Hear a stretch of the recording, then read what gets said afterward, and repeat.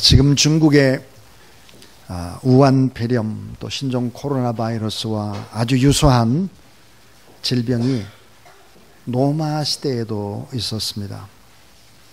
로마 시대에 연병으로 죽은 시체를 치우는 카타콤의 사람들이 있었습니다. 시체를 치우는 사람들, 그들은 기독교인이었죠. 기독교가 로마로 처음 들어갔을 때 수많은 박해를 받았습니다.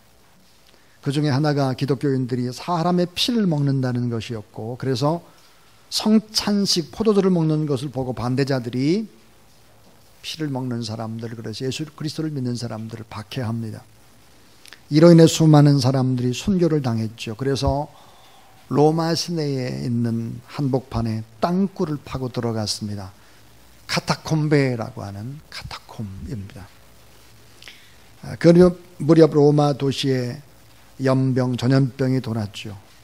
많은 사람들이 로마 시내 길거리 곳곳에 널브러져 죽어서 시체가 쌓여져 갔습니다. 그런데 그 누구도 그 시신을 수습하지 못했죠. 왜냐하면 손을 대게 되면 전염병이 다 전염되기 때문이죠. 그래서 로마 시내의 사람들의 시체가 길거리에 쌓여 있었고, 시체 썩는 냄새가 진동을 하게 되었습니다. 그런데 이상한 일이 발생을 했어요. 한밤중에 검은 옷을 입은 사람들이 나타나서 시신을 수습하기 시작했고, 아침에는 사라지는 것입니다. 그렇게 며칠이 지난 후에 로마 시내는 깨끗하게 된 것이죠. 로마에 있는 고관으로부터 일반 서민들은 정말로 궁금했습니다. 검은 옷을 입고 밤에 시신을 치우는 사람들, 저들은 과연 누구일까? 알아보니까 카타콤베에 숨어있던 기독교인들이었습니다. 그래서 기독교에 대한 오해가 풀리게 되고 칭송을 받게 되고, 그 후 이것이 기독교가 공인되는데 결정적인 역할을 했다 그럽니다. 그런데 이상한 것은 시신을 수습한 사람들이 한 사람도 그 연병에 걸리지 않았다라고 하는 것이죠. 성경은 이렇게 얘기합니다. 무슨 독을 마실지라도 해를 받지 아니하며 그랬습니다. 하나님의 이름으로 복음을 증거할 때 하나님이 특별히 지켜주신다는 사실을 믿으시기 바랍니다. 지금 많은 사람들이 두려움과 염려와 공포 속에 오돌오돌 떨고 있습니다. 아마도 많은 성도들이 주일 예배를 드리는 것을 조금은 두려워할 수도 있을 것입니다. 물론 우리가 기본적인 수칙을 지키고 안전에 최선을 다해야 됩니다. 그러나 미리 겁을 먹고 두려움에 떨고 있으면 이것은 결코 기독교인의 자세가 아닐 것입니다. 기독교인은 시체를 치우는 사람들이었습니다. 기독교인들은 이럴 때 다른 사람, 세상 사람들과 좀 다른 모습의 삶들을 보여줘야 하는 것이죠. 솔로몬이 성전을 건축한 다음에 이렇게 기도를 했습니다. 역대하 7장 우리 13절 14절 제가 한번 읽어보겠습니다. 홍내가 하늘을 닫고 비를 내리지 아니하거나, 혹 메뚜기로 토산을 먹게 하거나, 혹 연병으로 내 백성 가운데 유행하게 될 때에 내 힘으로 일컫는 내 백성이 그 악한 길에서 떠나 스스로 겸비하고 기도하여 내 얼굴을 구하면, 따라하세요. 내가 하늘에서 듣고 그 죄를 사하고 그 땅을 고칠지라. 연병이 백성들 사이에 쫙 퍼진다고 할지라도 여호와 하나님을 바라보고 경외하고 하나님 앞에 간절히 기도할 때 그 연병을 고칠 뿐만 아니라 그 땅들을 다 고친다 믿으시기 바랍니다. 우한 신종 코로나 바이러스 때문에 우한 교민 700명이 한국으로 돌아왔죠. 아산 경찰인재개발원에서 527명, 진천의 국가공무원 인재개발원에 173명이 지금 입소되어 있습니다. 근데 충청남도 지사인 양승조 도지사가 아산경찰 인재개발원 인근 마을로 달려들어가서 반대하는 사람들을 설득했습니다. 절대 우리 마을에 못 받아들인다. 프랭카드가 나 걸고 뭐 대형 크레인을 갖다 놓고 막 이렇게 했습니다. 근데 그것이 어떻게 풀렸을까요? 하는 거예요. 충청남도 도지사실을 마을회관에 설치했습니다. 그리고는 도지사가 머무르는 임시 관사도 그 마을에 비어있는 집을 얻었습니다.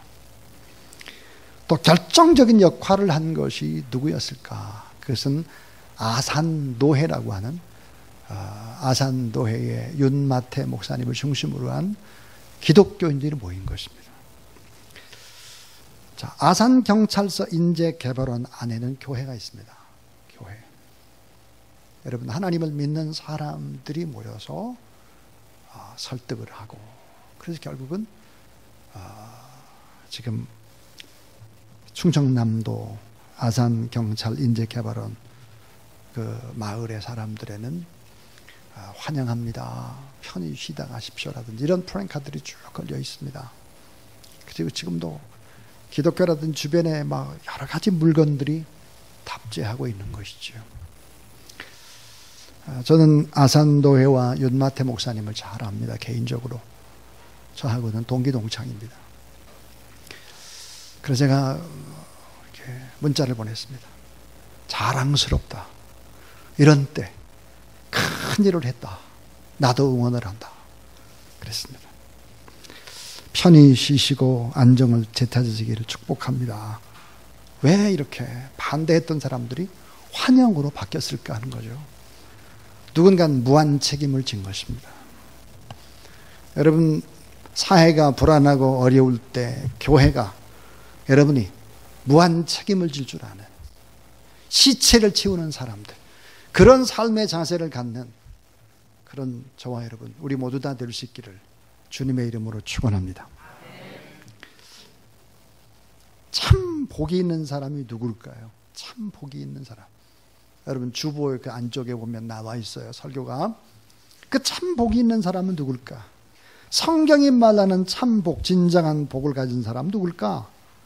바로 하나님을 예배하는 자다 그랬습니다.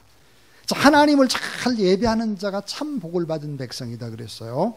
시편 33편 12절에 여호와로 자기 하나님을 삼은 나라 곧 하나님의 기업으로 빼신 받은 백성은 복이 있도다 그랬어요. 여호와 하나님을 자기 기업으로 삼은 나라, 하나님이 나의 기업이 되는, 그렇게 하나님을 경외하고 하나님을 바라보고 예배하는 사람, 이게 복이 있는 사람이다. 성경은 그렇게 얘기하고 있습니다. 또 하나는 정말 복이 있는 사람이 누굴까? 그 사람은 하나님 앞에서 회개할 줄 아는 자다 그랬죠. 회개. 하나님 앞에서 회개할 줄 아는 자입니다. 허물의 사함을 얻고 그 죄의 가리움을 받은 자가 복이 있다. 시편 32편 1절입니다. 곧 손이 깨끗하며 마음이 청결하며 뜻을 허탄한 데 두지 아니하며 거짓 맹세치 아니하는 자로다. 저는 여호와께 복을 받고 그랬습니다. 하나님 앞에서 죄를 자복하고 죄를 숨기지 않고 회개한다. 회개라는 것이 뭘까요? 인생의 방향을 바꾸는 것입니다. 나의 고집과 나의 생각 속에서 삶을 바꿔가는 것입니다. 또 복이 있는 사람이 누굴까? 따라하세요. 주 앞에서 마음에 간사함이 없는 사람. 주 앞에서 한 길로 가야지 그냥 왔다 갔다 하고 간사해요. 그러면 안 된다. 마음에 간사가 없고 여호와께 정죄를 당치 않는 자는 복이 있도다. 시편 32편 2절입니다. 심지가 견고해서 좌우로 치우치지 않고 믿음의 한 길을 걸어가는 이런 사람이 정말 복이 있는 사람이다 그랬고요. 또 하나 성경은 정말 복이 있는 사람이 누굴까? 언약의 말씀을 붙잡고 사는 사람이에요. 언약의 말씀, 하나님의 말씀을 절대 진리로 붙잡고 타협하지 않고 말씀 그대로 살아가는 사람, 이런 사람 정말 복이 있는 사람이다. 시편 1편절에 보니까 복이 있는 사람은 오직 여호와의 율법을 즐거워하여 그 율법을 주야로 묵상하는 자로다 그랬습니다. 인간은 너무 약합니다. 강한 듯 하나 너무 약하죠.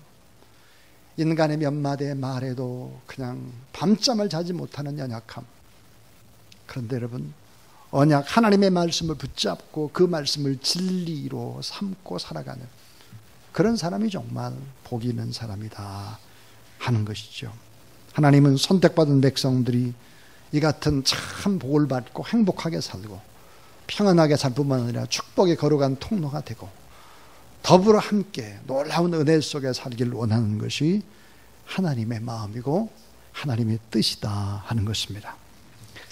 자, 만약에 이렇게 행복한 길을 제시했는데도 불구하고 이 길을 따라 살지 않으면 하나님이 어떻게 할까? 여러 가지 방법을 써서 가는 길, 행로를 바꿔놓고야 말지요. 마음도 고치고 생각도 고쳐서 가는 길도 고쳐놓는 것입니다. 자, 진정한 축복의 비결이 뭘까? 다시 설명하면 이런 것입니다. 내가 누구를 아느냐 하는 것입니다. 내가 누구를 아느냐 하는 거예요. 무엇을 아느냐가 중요한 것이 아니라 나는 누구를 아느냐 하는 것이 너무 중요합니다. 인생의 행불안은 누구를 만나느냐에 따라 결정하는 것이죠. 내가 누구를 아느냐 하는 거죠. 또 하나는 내가 누구에게 구하느냐 하는 거예요. 내가 누구에게 요청하느냐 구하느냐 하는 거예요. 자, 내가 꼭 만나야 될 그분을 만나고 그분 앞에 내가 요구하고 구할 수 있다면 이게 행복이죠. 너무나 불행한 여인이 있었습니다. 이 여인은 모압 여인으로 이방 여인이죠. 천대받는 여인입니다. 남편도 이렇습니다. 비천하고 불행한 처지의 여인인데 시어머니를 따라 베들레헴에 왔습니다. 그 여인은 룻입니다. 룻. 근데 이 동네에 유력한 사람인 보아스를 만나게 되죠. 그 순간 이 여인의 인생이 변화됩니다. 한순간의 만남이 영원한 미래와 연결이 되는 것이죠. 만남, 그리고 필요한 부분들을 만나는 사람을 통해서 구하게 되는 것이죠. 행불행을 좌우하는 것입니다. 또 하나 따라하세요. 누구와 지금 함께 있느냐? 누구와 지금 함께 있느냐가 중요합니다. 지금 나의 상황이 중요한 게 아니에요.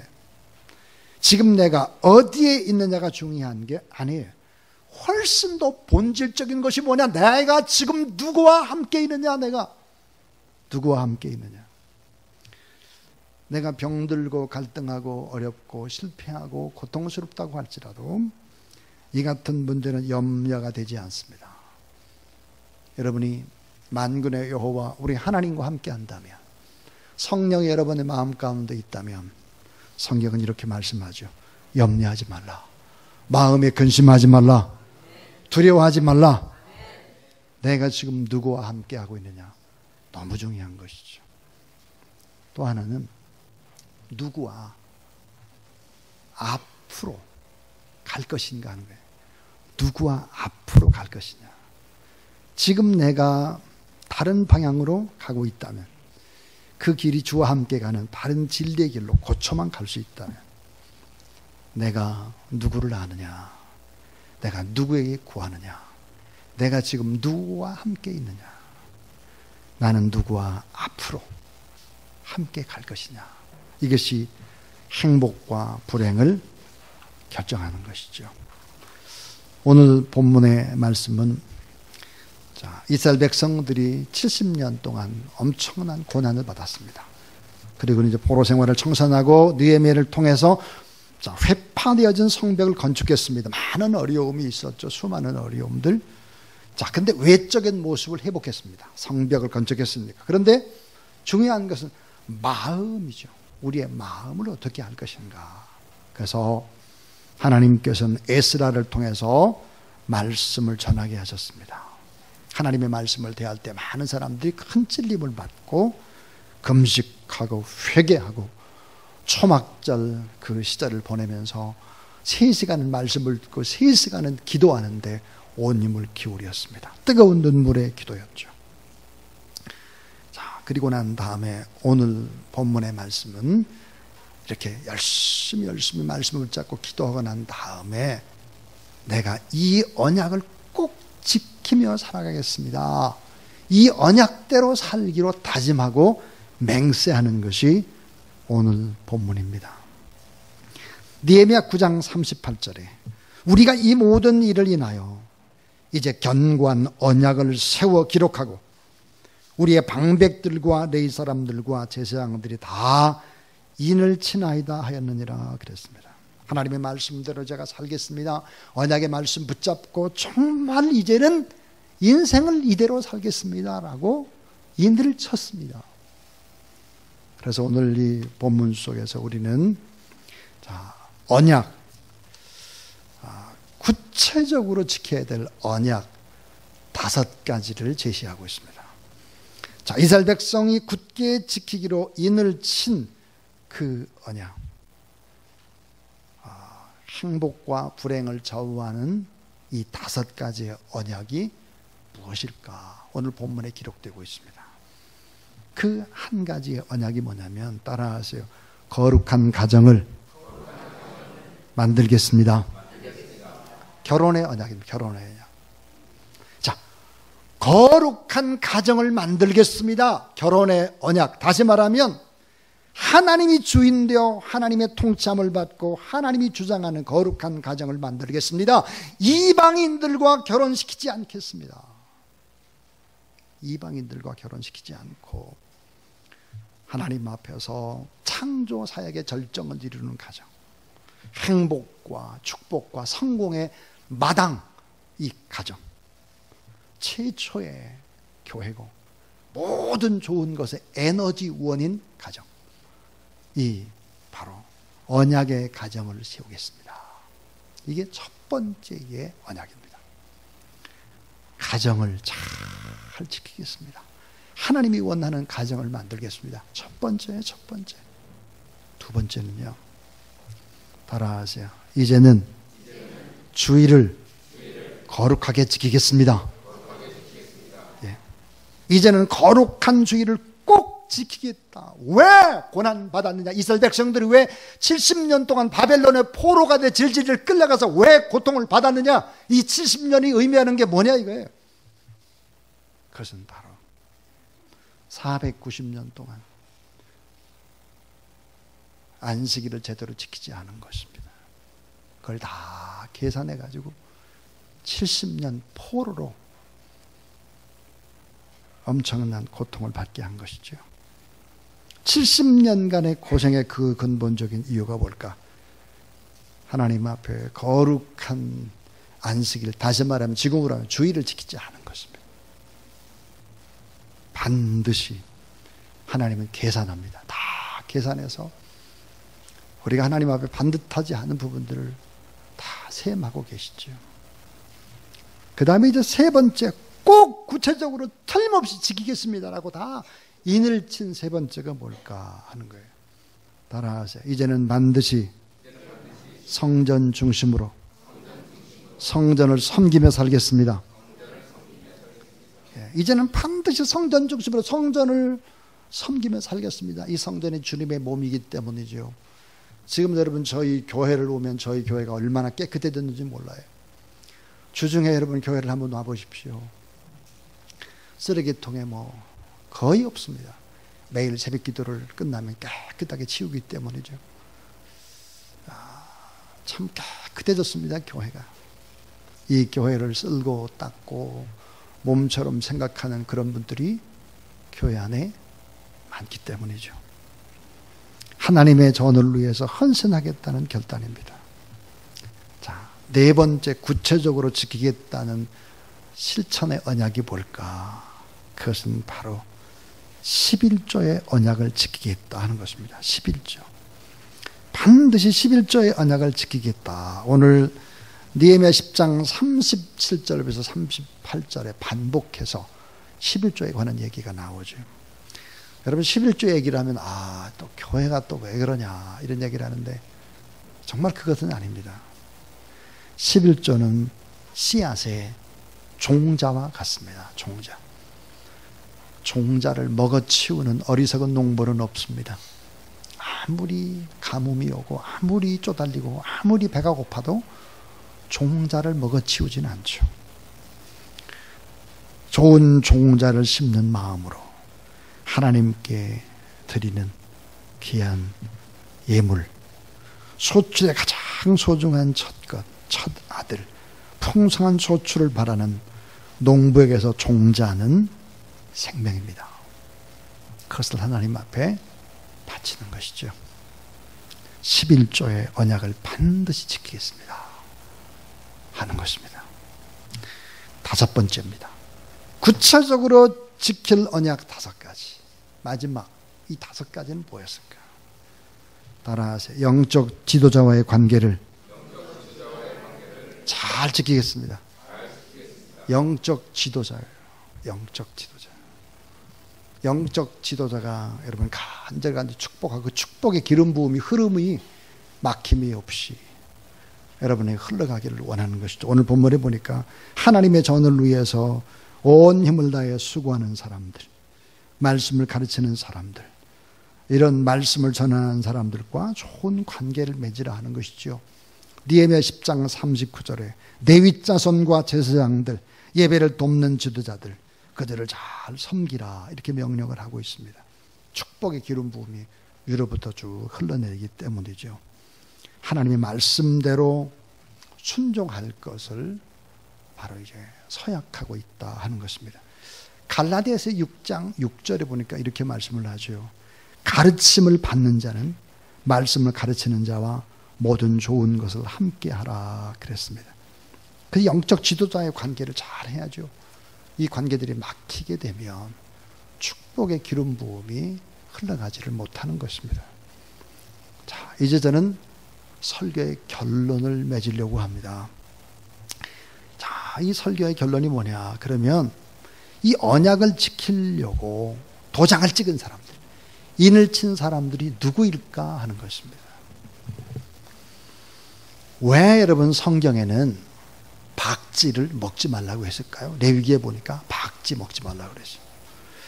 중국은 박쥐를 먹는 풍습이 그대로 남아 있습니다. 여러분, 박쥐는 포유류입니다. 포유류. 새끼를 낳고 젖을 먹이죠. 박쥐는 포유류입니다. 자, 날기도 하고 기기도 하죠. 이런 거 절대로 먹어서는 안 된다고 성경이 얘기하는데, 자, 이 같은 식생활이 대참사를 일으켰습니다. 이건 제 얘기가 아니고 의학자들의 얘기입니다. 사스와 메르스나 우한폐렴, 신종 코로나 바이러스는 깊은 관계를 맺고 있다 그러죠. 신종 코로나 바이러스와 사스는 유전 염기 서열이 70에서 80%가 유사하고 메르스도 50% 이상 같은 연관을 보인다고 말씀하고 있습니다. 에이즈라고 하는 것도 역시 동물과의 접촉을 통한 바이러스가 일으키는 질병입니다. 여러분, 왜 성경에 먹지 말라고 못을 박아 놓았겠습니까? 근데 왜 그것을 먹냐 이걸. 우리 오늘 장로님께서 기도를 하셨던 대로 이번 신종 코로나 바이러스 일명 유한폐렴의 최초의 발생지는 우한의 화난시장입니다. 중국 전역을 뒤덮고 전 세계로 퍼져나가는 이 역병이 왜 중국에서 발생을 했을까 하는 것이죠. 그것은 중국 종교정책의 시범지로 지정이 되어서 교회 핍박이 가장 심했고 현재 우한에만 48개의 지혜 교회들을 강제로 폐쇄시켰고 2018년 말에는 거의 모든 선교사를 아예 그냥 우한에서 단체로 싹쓸이로 추방을 해버렸습니다. 그런데 이곳 신문에 나와 있는 그 종교 규제 정책을 실행하는 부서의 가장 높은 사람이 이번 우한폐렴 공무원 사망자 제1순위로 세상을 떠났다 하는 것입니다. 이것은 떠돌아다니는 가짜뉴스가 아닙니다. 우한에서 25년 동안 선교 사역을 했던 분의 고백입니다. 왜 하필이면 우한이 이번 역병의 진원지가 되었는지, 그리고 총력을 다해서 대처하는데도 전국적으로 계속해서 퍼져나가고 국가에 크나큰 손실을 불러오게 했는지 우리는 기억해야 합니다. 공산당 정부가 교회당을 파괴하고 성경책을 불태우고 십자가를 내리고 교회당마다 CCTV를 설치하고 감시하고 국기와 시 주석 초상화를 걸게 하고 예배 시간에 정부 선전 시간을 넣고 전통문화 교육이라는 이름으로 교회에서 중국의 전통의 종교인 도교, 유교, 불교를 교육하라고 하고 모든 종교 시사단의 타종교의 창시자 초상화를 계시하게 함으로써 혼합 종교, 중국 특색의 혼합주의 종교를 만들려고 하는 이런 일들이 벌어졌다는 것을 우리는 알아야 합니다. 하나님의 언약의 말씀을 붙잡고 살아가고 이 말씀대로 이 어려움의 이 시대를 살아내는 저와 여러분, 우리 모두 다 될 수 있길 주의 이름으로 축원합니다. 그렇게 되면 교회를 통해서 다시 회복이 되게 될 것이고, 아산 경제 인재 개발원처럼 또 주변에 많은 사람들이 또 힘을 얻게 될 것이다 하는 것입니다. 자, 언약을 지키고 도장을 찍은 사람들이 과연 누구일까 하는 거예요. 자, 언약을 지키겠다고 인을 친 그 내용 5가지 얘기를 했는데, 이 언약을 지키겠다고 도장을 찍은 사람들, 그 사람들은 바로 첫 번째 부류가 지도자들이었습니다. 지도자들. 느헤미야 10장 1절, 그 인친자는 하가라의 아들 방백 느헤미야와 시드기야 그랬습니다. 느헤미야가 누굽니까? 총독입니다. 지도자죠. 느헤미야 10장 8절, 마시야, 빌게, 스마야니 이는 다 제사장이요 그랬습니다. 앞장서서 내가 이 언약을 지키며 이렇게 살겠습니다 라고 한 사람들이 누굴까? 지도자들이에요. 다 최고의 지도자들이 먼저 앞장을 섰다 하는 것이지요. 최고의 지도자들의 문제입니다. 꼭 여러분 기억을 하십시오. 두 번째예요. 도장을 찍은 두 번째 부류는 뭐예요? 17명의 항존직 직분자들아. 교회로 말하면 항존직 직분자들이에요. 장로님, 안수집사님, 권사님, 항존직 직분자들이 성전에서 항존직으로 변함없이 섬기며 충성해야 할 직분을 가진 사람들, 이런 분들이 결국은 언약을 따라 살겠다고 결단하고 도장을 찍었다 하는 거예요. 말씀대로 살아가는 항존직 직분자들, 그리스도의 향기가 될 수 있기를 주님의 이름으로 축원합니다. 도장을 찍은 세 번째 부류는 누굴까? 44명의 평신도 지도자들입니다. 굳이 붙이자면 우리 교회로 보면 지구장이나 아마 셀 리더들 정도 될 것 같습니다. 지구장이나 셀 리더. 느헤미야 10장 14절, 또 백성들의 두목 곧 바로스, 맛, 모압, 엘람, 사뚜, 바니 그랬어요. 자, 백성들의 두목이라고 하는 것은 작은 공동체를 이끄는 평신도 지도자들인데, 이들 44명이 하나님과 약속을 지키며 살겠다라고 결단을 하고 사인을 한 것입니다. 맹세합니다. 이렇게. 저는 미국의 남편들이 하나님의 약속 따라 살려고 다짐하는 프라미스 키퍼라고 하는 그 모임에 가본 적이 있습니다. 프라미스 키퍼, 약속을 지키는 사람들입니다. 수만 명에 모여서 말씀을 듣고 남편들이 회개하는 모임, 프라미스 키퍼. 언약을 지키는 사람들. 기도하는 사람들이 곳곳에 숨어 있어서 가정을 위해서, 언약을 위해서 뜨겁게 기도하고 있었습니다. 미국이 아직도 신실한 이유가 바로 그런 것들이죠. 왜 한국이 망하지 않을까? 그 이유는 뭘까? 지도자들은 엉망인데 왜 한국이 망하지 않을까 하는 거죠. 그것은 바로 기도하는 하나님의 사람들 때문이다. 그렇게 믿습니다. 말씀대로 살고자 몸부림치는 사람들, 그런 사람들 때문에 여전히 건강한 것이죠. 그 다음에 이제 네 번째 부류의 사람들입니다. 도장을 찍은 그 모든 언약의 백성들이다. 오늘 28절 29절 모든 언약의 백성들이 도장을 찍었습니다. 그래서 느헤미야 10장 29절은 이렇게 말씀하죠. 다 그 형제 기인들을 쫓아 중요한 단어가 저주로 맹세하기를, 우리가 하나님의 종 모세로 주신 하나님의 율법을 쫓아 우리 주 예수 그리스도의 모든 계명과 규례와 율례를 지켜 그랬습니다. 자, 저주로 맹세했다. 저주.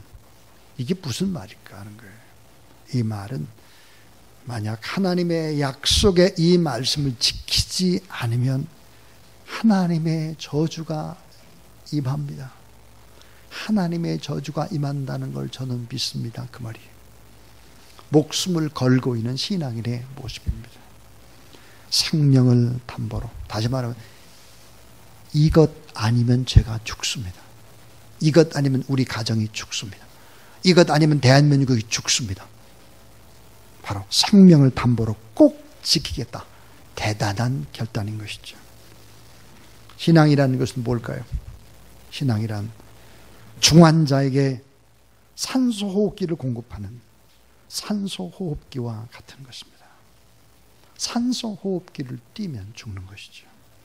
신앙을 버리게 되면 어때요? 산소호흡기를 띄는 것 같아요. 그것은 바로 저주가 임하는 것이죠. 따라하세요. 목숨을 걸고 하나님의 언약에 따라 살기로. 자, 인을 치고 도장을 쳤습니다. 사랑하는 여러분, 오늘 우리에게 이러한 결단이 필요합니다. 이런 믿음으로 살아가는 저와 여러분, 우리 모두 다 될 수 있기를 바라고. 그러면 교회를 통해서 가정이 새로워지고 여러분의 직장이 다 새로워지고 새롭게 될 것입니다. 자, 초대교회의 기독교인들은 누구였을까? 시체를 치우는 사람들이었습니다. 너무 위축되지 말고 오히려 더 위로하고 적극적으로 힘을 내는 우리 하나님의 종들이 다 될 수 있기를 주의 이름으로 축원합니다.